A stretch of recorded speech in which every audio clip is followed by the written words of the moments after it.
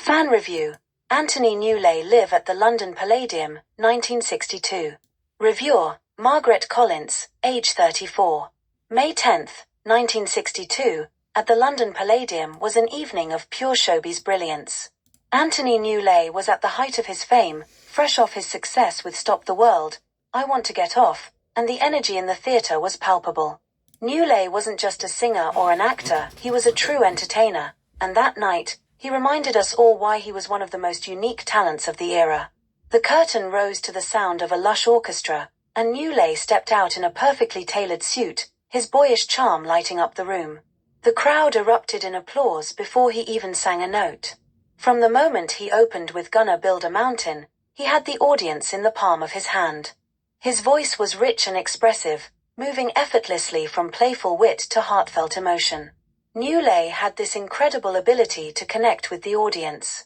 He wasn't just performing the songs, he was living them, turning every lyric into a story. When he sang "What Kind of Fool Am I?", you could feel the ache in his voice, and I swear there wasn't a dry eye in the house.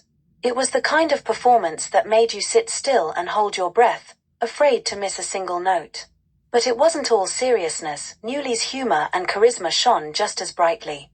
Between songs, he chatted with the audience, sharing anecdotes with that cheeky grin of his. He even poked fun at himself, joking about his rise from the working-class streets of London to international stardom. It made the whole evening feel intimate, as if he were performing for a group of friends rather than a packed Palladium. The set list was a perfect mix of his theatrical hits and popular standards. Alongside his songs from Stop the World like Once in a Lifetime, he treated us to renditions of Pop Goes the Weasel and Why. The latter was a particular highlight. His delivery of the tender ballad had couples in the audience holding hands and swaying to the melody. His talent as a showman was undeniable. During Typically English, he bounced around the stage with playful energy, exaggerating his Cockney charm, while the orchestra kept up with his every move.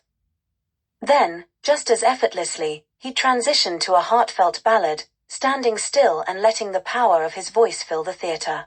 The evening reached its peak with the finale, a medley of his biggest hits, ending with a reprise of What Kind of Fool Am I?